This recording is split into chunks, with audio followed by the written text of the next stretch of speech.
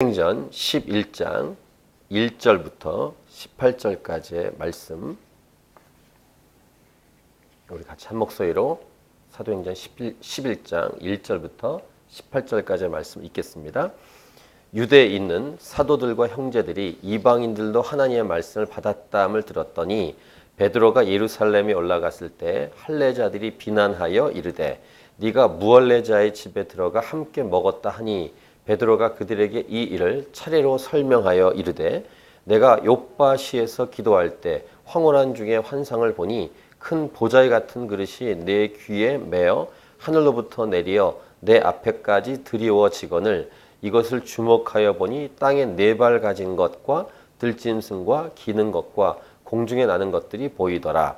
또 들으니 소리 있어 내게 이르되 베드로야 일어나 잡아 먹으라 하거늘 내가 이르되 주님 그럴 수 없나이다. 속되거나 깨끗하지 아니한 것은 결코 내 입에 들어간 일이 없나이다 하니 또 하늘로부터 두 번째 소리 있어 내게 이르되 하나님이 깨끗하게 하신 것을 네가 속되다고 하지 말라 하더라. 이런 일이 세 번 있은 후에 모든 것이 다시 하늘로 끌려 올라가더라. 마침 세 사람이 내가 유숙한 집 앞에 서 있으니 가이사라에서 내게로 보낸 사람이라. 성령이 내게 명하사 아무 의심 말고 함께 가라 하시매 이 여섯 형제도 나와 함께 가서 그 사람의 집에 들어가니 그가 우리에게 말하기를 천사가 내 집에 서서 말하되 네가 사람을 요빠에 보내어 베드로라 하는 시몬을 청하라.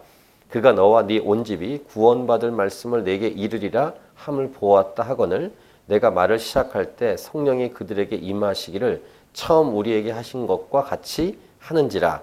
내가 주의 말씀에 요한은 물로 세례를 베풀었으나 너희는 성령으로 세례를 받으리라 하신 것이 생각났노라. 그런즉 하나님이 우리가 주 예수 그리스도를 믿을 때 주신 것과 같은 선물을 그들에게도 주셨으니 내가 누구이기에 하나님을 능히 맡겠느냐 하더라. 그들이 이 말을 듣고 잠잠하여 하나님께 영광을 돌려 이르되 그러면 하나님께서 이방인에게도 생명 얻는 회개를 주셨도다 하니라. 아멘. 하나님께서 베드로와 고넬료를 좀 기가 막힌 방법, 그러니까 이 땅에 없는 방법, 기도하는 사람들끼리 연결시켜 주셨고, 이것은 하나님의 계획이었습니다. 유대인들에게만 복음이 증거되는 게 아니라 이방인들에게도 복음이 본격적으로 공식적으로 증거되게 하기 위한 하나님의 계획으로 고넬료라는 이방인 중에서는 대표성을 띈 사람과 또 유대인 중에 그러면서도 예수 믿고 교회 탑 리더인 베드로와 연결을 시켜주셨고, 우리 지난주 본 것은 고넬료의 가정에 복음이 선포될 때 모두 다 성령이 임하는, 그리고 베드로는 세례까지 베풀게 됩니다. 그런데 이 소식을 들은 유대인들의 반응입니다. 비난을 합니다. 유대인들 자신들은 할례자들이고 이방인들은 무할례자들인데 그들은 선을 긋지 않습니까? 이것이 이 할례를 받았냐 안 받았냐, 이것이 유대인들에게서는 굉장히 중요한 것이었는데 사실은 종교적인 고집이었다는 것입니다. 이 고집으로 인해서 기뻐해야 할 일인데 기뻐하지 않고 비난했다는 것입니다. 그러니까 자기들이 옳다고 여기는 것이 종교가 되어 있는, 사실은 하나님을 섬기는 게 아니라 자기가 옳다고 생각하기엔 그것에만 집중하는 그런 모습을 볼 수 있습니다. 그러니까 자기들의 하나님은 뭐냐면 자기들의 신념이요, 종교적인 전통이 자기들의 하나님이지 진짜 하나님이 아니라는 사실을 알 수 있습니다. 왜냐하면 고넬료와 베드로의 사건은 하나님이 일으키신 사건입니다. 하나님이 일으키신 사건인데 기뻐하지 않는다는 것은, 진짜 하나님이 일으키신 사건을 기뻐하지 않는다는 것은 자기들은 가짜 하나님을 섬기고 있다는 증거가 되는 것입니다. 이러한 고집은 인간에게는 누구든지 있습니다. 본인이 옳다고 지금까지 여겨왔던 것들 중에서 하나님으로부터 오지 않은 것들을 얼마만큼 내려놨는가, 그러면 고집이 많이 꺾인 겁니다. 이렇게 마음에 굳어진 것을 용어로 가치관이라고 부르고, 다른 표현으로 말하면 비슷한 용어인데 세계관이라고 부릅니다. 가치관 또는 세계관. 또 이렇게 굳어져서 잘 안 깨지는 부분을 영어로 스트롱홀드라고 하는데, 이 성경 번역엔 견고한 진이라고 되어 있습니다. 이것이 좋은 의미로는 하나님은 나의 산성이십니다 라고 할 때 그 산성도 stronghold라고 보통 표현하는데, 나쁜 의미로 고집으로 굳어져 버린, 잘 깨어지지 않는다고 해서 견고한 진이라고 부릅니다. 이 견고한 진이 잘 깨지지 않고 시간이 갈수록 오래 갈수록 더 단단해집니다. 종교적 고집, 좀 속된 말로 똥꼬집. 고수할 필요가 전혀 없고 반드시 깨어져 버려야 하는 하나님으로부터 오지 않은 생각, 사고방식, 마인드 안에 잡혀있는 스트롱홀드. 이 생각이 굳어져서 철학도 되고 신념도 되고 종교가 되고 결국 인생을 망치게 되는, 유대인들 안에 이러한 것들이 아주 단단하게 있고 지금도 있습니다. 지금 현대 유대인들 중에서도 이렇게 고집을 세우고 있는 분들이 있고, 예수님 당시의 이 종교 지도자들이 예수님을 정말로 많이 공격하고 원수지간이었죠. 사도행전에도 여전히 존재하고 있는 무리들이 바로 오늘 본문에 나오는 무리들인데, 1절부터 3절을 보시면 유대에 있는 사도들과 형제들이 이방인들도 하나님 말씀을 받았다함을 들었더니, 이렇게 들었으면 기뻐해야 되지 않겠습니까? 이방인들이 하나님 말씀을 받았대, 이렇게. 그런데 2절, 베드로가 예루살렘에 올라갔을 때 할례자들이 비난하여, 3절, 이르되 네가 무헬라자의 집에 들어가 함께 먹었다 하니. 여기서 알 수 있는 것은 이러한 고집은 눈을 가린다는 것입니다. 그래서 그런 거 있잖아요. 다 기뻐하는데 이렇게 다 기뻐해야 될 일인데 중간에 이렇게 판을 깨고 싸게 만드는 사람도 있잖아요. 이 고집으로 말미암아 눈이 가려져 있고 이것은 위험합니다. 기뻐하고 좋아하고 막 감격하고 감동해야 될 일을 또 하나님께 감사하고 찬양을 올려드리고 하나님께 영광을 올려드려야 되는데 비난하기에 바쁜 사람들, 어떻게 보면 불쌍한 사람들입니다. 인생을 살아가면서 인생은 딱 한 번밖에 안 사는데 70년, 80년, 90년밖에 안 사는데 늘 이렇게 인상을 쓰고 다니는 분들, 심각한 분들, 불쌍한 사람들입니다. 예수님 당시에 이런 일들이 많았는데 오늘 본문은 아주 심플한 내용이라 우리 예수님 당시 있었던 예를 한번 들겠습니다. 마태복음 12장에 어떤 사건이 나오냐면 안식일에 예수님 회당에 들어가십니다. 근데 회당 안에 손 마른 사람이 있습니다. 예수를 고발하려는 사람은 안식일에 병 고치는 것이 옳습니까? 옳지 않습니까? 이런 유도 질문을 예수님께 했고, 예수님이 뭐라고 말씀하시냐면 안식일에 너희들 양이 구덩이에 빠지면 어떻게 하냐? 양 건지잖아. 근데 양보다 사람이 더 중요하지 않냐? 안식일에 선을 행하는 것이 옳다 하면서 손을 고쳐주시죠. 그럼 기뻐해야 될 거 아니에요. 손이 마른 사람이 고쳐졌으니까. 바리새인들이 어떻게 합니까? 예수님을 죽이려고 의논합니다. 이렇게 회의를 한다는 거예요. 회의의 주제가 예수님 어떻게 죽일까? 그런 것 가지고 회의하는, 시간 낭비를 하는, 어이가 없는 황당한 바리새인들의 반응입니다. 저는 생각을 했습니다. 자기들의 손이 말랐다면 어떻게 했을까? 그리고 안식일이지만 예수님이 고치셨으면 얼마나 좋아했을까? 안 됩니다, 예수님. 지금 안식일이니까 내 손 고칠 수 없습니다. 이렇게 했을까? 이렇게 이기적인.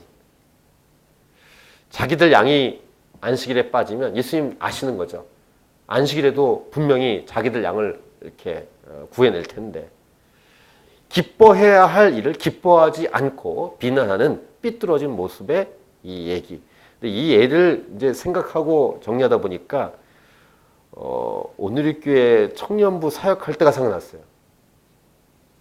그때 화요성령 집회하고 뭐 한참 1999년, 2000년 요 기간에 어간에 오늘의 서빙고 캠퍼스 바로 이렇게 한강다리 건너편에 뭐가 있냐면은 한강교회라고 있습니다. 그 교회 이름이 좀 거론돼서 죄송하지만 그 청년부 이 담당 목사 청년부 팀에서 저희 팀을 불렀어요. 저하고 또 청년부 교역자 한 분하고 라준성 목사님 이렇게 3명하고 밴드 팀에 같이 갔습니다. 같이 갔고 임원들도 같이 가서 거기가 낮이었습니다. 낮에 집회를 하고 토요일이었던 것 같아요. 토요 청년부 모임에서 집회를 하고 안수기도를 막 했습니다.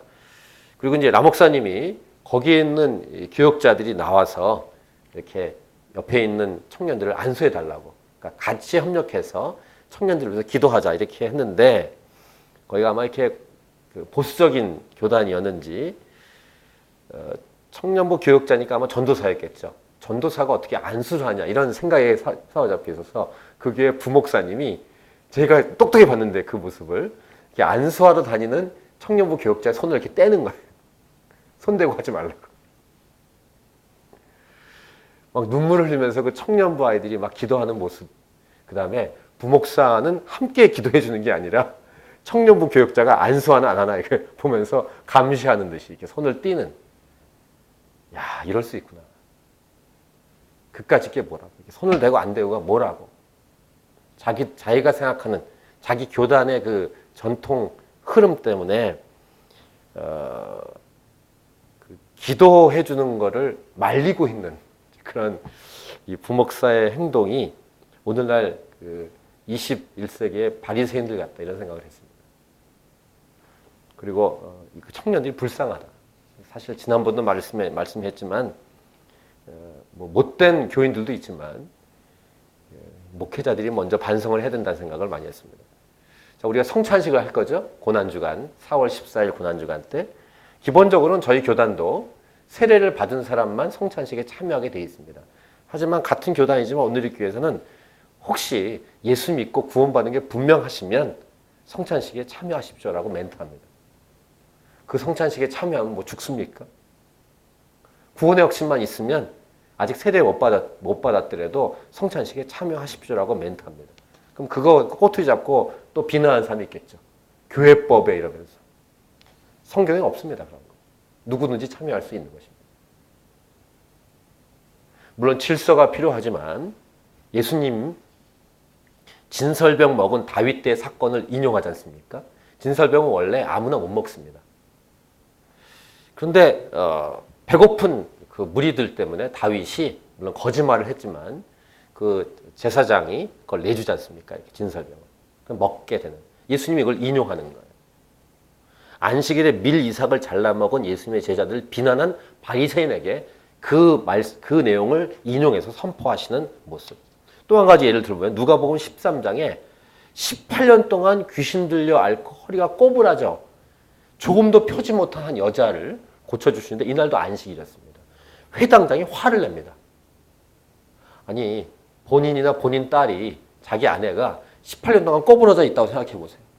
안식일에 병 고쳤다고 왜 화를 내게 했습니까? 그런 고집. 그렇게 하다가 보니까 세 번째 생각이 또 나는데 요한복음 5장에 38년 동안, 이건 18년도 아니고 38년 동안 누워있던 병자를 예수님이 고치십니다. 38년이라는 기간을 생각해 보시면 와, 우리 인생 살아가는 삶에서 거의 절반 또는 3분의 1 이상을 누워있고 꼬부라져 있고 앓고 있는 사람이 고침받는 장면인데 안식일에 자리를 들고 가는 것이 옳지 않다는 자기들의 종교적 잣대, 유대인들이 자리를 들고 가지 말라, 이렇게 옳지 않다 이렇게 얘기하는. 그러니까 자기들이 병이 들어가야 돼. 자기들이 꼬부라져 보고 자기들이 38년 동안 움직이지 못해봐야 알아. 이런 이기적이고 욕심으로 가득 찬 똥꼬집, 종교적 고집. 자, 베드로가 이렇게 비난을 받은 다음에 어떻게 합니까? 논쟁하지 않습니다. 싸우지 않습니다. 그냥 있었던 일, 즉 하나님이 행하신 일을 그대로 말합니다. 그것이 오늘 본문 4절부터 16절까지의 내용이에요. 이것은 지난주에 봤던 내용을 계속 반복한 내용입니다. 4절 처음에 베드로가 그들에게 이 일을 차례로 설명하여 이렇게 기록을 하죠. 베드로 본인도 종교적 고집이 있었던 것은 분명합니다. 그것이 남아 있었기 때문에 그 환상 가운데 3번씩 보자기에 내려왔던 그 동물들을 하나님께서 잡아 먹으라라고 말씀하셨지만 거부했던 이 베드로 본인의 모습이 있고, 나중에 이 사도행전은 아닌데요. 사도 바울이 쓴 편지 중에 갈라디아서가 4월호 우리 4월달 생명의 삶 본문입니다. 그때 보겠습니다만 위선적인 행동을 한번 합니다. 베드로 같은 탑 리더가 위선적인 행동을 했을 때 사도 바울이, 아직은 사도 바울은 이렇게 레벨이 안 맞죠. 그 당시를 말하면. 근데 사도 바울이 분명하게 야단칩니다. 외식한다는 표현을 쓰죠. 그렇게 이중적인 모습을 하느냐라고 거장 베드로에게 사도 바울이 딱 얘기하는 그런 장면이 갈라디아에서 나옵니다. 베드로도 어쩔 수 없는 인간이고 유대인으로서의 연약한 모습, 잘못된 모습을 보이죠. 근데 어쨌든 이번 사건에는 베드로가 성령의 음성에 귀를 기울이고 순종해서 이 고넬료와 같은 이방인 가정과 가문과 친구들이 한 번에 예수 믿고 성령을 받는 놀라운 역사가 일어나고 세례를 받습니다. 하나님께서 행하신 일에 대한 부분을 그대로 말하면서 이런 표현을 씁니다. 17절. 아주 중요한 표현인데 우리 17절을 같이 읽겠습니다. 시작. 그런즉 하나님이 우리가 주 예수 그리스도를 믿을 때 주신 것과 같은 선물을 그들에게도 주셨으니 내가 누구이기에 하나님을 능히 맡겠느냐 하더라. 아주 솔직한 마음이, 솔직한 표현이고 중요한 말씀이라고 믿습니다. 내가 누구이기에 하나님을 능히 맡겠느냐. 그럼 무슨 말이에요? 지금 비난하고 할례 받은 사람들이 무할례자들이 집에 들어갔다 얘기하는 이 할례자들 유대인들의 고집으로 말하면 하나님의 일을 막겠다는 거 아니겠습니까? 사실 하나님이신 예수님이 그 땅에 오셔서 사역하셨을 때 막으려고 했으니까, 비난했으니까, 예수님을 아예 죽이려고 했으니까. 내가 누구에게 하나님을 능히 맡겠느냐? 종교적인 고집이 있으면 하나님보다 위에 올라가려고 하는 것입니다. 하나님과 맞먹어 보려고 하는 거예요. 그럼 어느 편에 쓰는 것입니까? 사탄 편에 쓰는 것입니다. 사탄이 된 이유가 하나님과 맞먹어 보려고 했기 때문에 타락해 하나님이 저주를 내리신 것이 사탄입니다. 타락한 천사장과 천사들. 그들의 마음 동기가 하나님과 맞먹어 보려고 했다는 것이고 종교적 고집은 결국 하나님이 아닌 사탄을 선택한 그들의 생각과 행동이라는 사실을 알 수 있습니다. 그래서 무서운 거예요. 그래서 여러분 전쟁 중에서 종교적 전쟁이 제일 무섭습니다. 종교 전쟁만큼 무서운 게 없습니다. 일반 전쟁도 피를 흘리고 목숨을 내놓고 싸우지만 종교 전쟁은 진짜 끈질기게 목숨이며 피를 흘리며 그런 것뿐만 아니라 정말 끝까지 싸워내서 해결할 수 없을 만큼의 무서운 싸움이 되는 게 종교 전쟁입니다.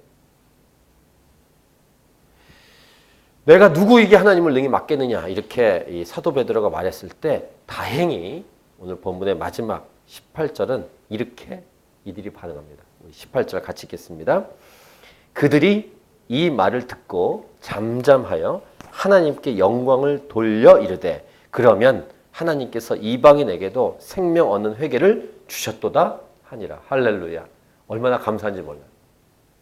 베드로를 죽이려고 하지 않고 베드로가 들려준 간증, 하나님 행하신 일을 듣고 잠잠했고 하나님께 영광을 돌렸고 아 그러면 하나님께서 이방인에게도 생명 얻는 회개를 주셨구나 라고 받아들이는 얼마나 감사한지 몰라요.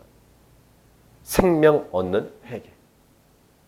오늘 설교 제목은 그래서 내용은 간단한 내용이었습니다만 제목 기뻐해야 할 일을 비난하려던 그 고집이 꺾이다 라고 제목을 정했습니다. 이 놀라운 역사가 교회를 오래 다닌 사람들 오늘날로 말하면 우리에게 말하면 우리를 포함해서 이 땅 가운데 기존의 교회들 가운데 생겨날 수 있기를 일어날 수 있기를 기도합니다. 어떻게 보면 그 가나안 성도도 안나가라고 이렇게 이름이 붙은 가나안 성도들이 못 온 이유가 믿지 않은 사람들 때문에 못 오는 게 아니라 결국 기존의 교회, 기존의 목회자 때문에 교회를 안 나가는 거 아니겠어요? 그럼 기존의 교회, 기존의 목회자들이 고집을 꺾어야 합니다.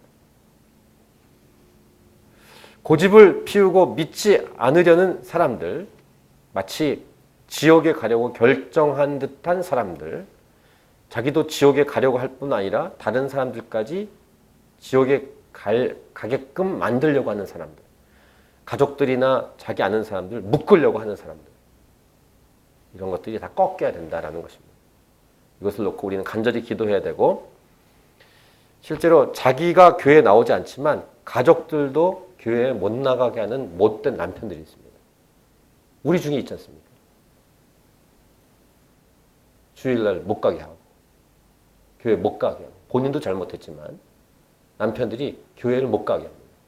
자녀들만이라도 교회를 보내겠다고 말했을 때 방해합니다. 안 된다고. 그런 똥꼬집들.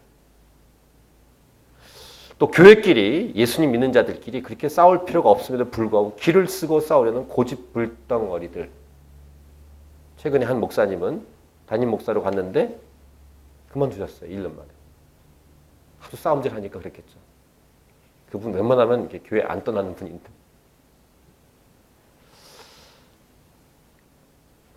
그래서 우리를 통해서 일어나야 될 소망은 뭐냐면 하나님의 기이한 일들인데 귀신이 떠나고 병도 고침받고 또 고집이 꺾이는 역사.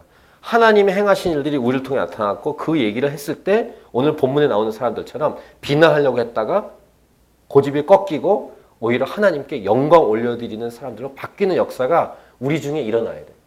각 가정과 가문 위에 캔버라 땅에 있는 사람들 중에. 잘못된 사고방식 갖고 있는 사람들의 생각이 바뀌어야 된다는 것입니다. 또 우리가 기도할 때, 조금 이따 기도할 때 믿지 않던 영혼들이 돌아오게 하실 뿐만 아니라 이 캔버라 같은 선교지 같은 불모지 같은 땅에 성령 역사가 일어나는 토양으로 바뀌도록 여러분의 가족과 가문을 위해서도 기도해야 되고 여러분의 친정 식구들이나 시댁 식구들을 위해서도 기도해야 될 것입니다. 우리 어르신들이 참 불쌍합니다. 노인들이 되면은 고집만 남으십니다. 근데 이제 몸이 더 약해지면 그 고집도 꺾이더라고요. 저희 아버님 보니까. 근데 불쌍한 노인들. 고집만 남은 별로 이렇게 남은 게 없는데 고집만 남은 이 노인들의 이 고집들이 꺾이도록 우리는 기도해야 할 것이고 또 잘못된 믿음이나 사이비 신앙을 가진 사람들. 우리 중에 어르신들 중에 그런 분들이 있잖아요. 남녀 호랑계 이런 거 믿고 이렇게 거기에 매여 있는 노인들 이런 분들의 고집이 꺾이도록 다 이것이 기도로 싸워야 될 부분입니다. 기도로 영적 전쟁을 해야 될 부분이고 복음을 듣고 진짜 믿을 수 있을까 이렇게 의심이 될 정도로 고집이 센 분들이 완전히 뒤바뀌는 역사 일어날 수 있습니다. 저희 아버님을 보면서 제가 알 수 있었습니다. 평생 그렇게 아들이 예수 믿고 목사까지 됐는데도 끝까지 이렇게 반대하시다가 돌아가시기 몇 개월 전에 이렇게 바뀌고 병상세례 받는 거 보고 아 바뀔 수 있구나 이거 제가 확인했습니다. 또 여러분이 다니는 또 일하고 있는 주변 직장의 그분들 직장 동료분들 중에서도 겉으로는 멀쩡하게 보이지만 다 썩어 문드러져 있습니다. 그분들 주 앞에 돌아올 수 있도록 또 우리의 자녀들을 위해서도 우리는 기도해야 될 것입니다. 나이가 먹으면 이렇게 어릴 땐 좀 괜찮은데 뭐 어릴 때도 고집이 있지만 10대, 20대 시절이라면 자기들만의 생각이 생깁니다. 다 견고한 진, 개인의 견고한 진, 집단의 견고한 진, 그룹들에는 견고한 진, 나라마다 그 지역마다 내려온 전통 문화의 이 견고한 진 이것들이 깨질 수 있도록 좀 더 얘기하면 정치 영역, 경제 영역, 방송, 예술, 교육, 가정 등의 모든 영역에 성령 역사가 들어가는 이런 견고한 진, 스트롱홀드 이런 부분이 다 무너지도록 그래서 믿음으로 기도하면서 마지막 대한민국을 위해서 기도해야 되고 북녘 땅을 위해서 기도해야 되며 김정은을 비롯한 독재 우상 집단 이 완전히 눈이 멀어 있는 사람들입니다. 북한은 정치 영역이 아닙니다. 영적 우상 숭배 집단입니다. 거기에 있는 사람들은 거기에 눈이 멀어져 있는 것입니다. 그 배후의 악한 영들을 대적하면서 예수님의 이름으로 기도해야 될 것입니다. 자, 우리 오늘 이 말씀 아주 심플한 내용이었습니다만 우리의 기도 타겟은 분명합니다. 이런 고집들이 꺾이도록 우리 찬양하고 기도하는 시간을 갖도록 하겠습니다.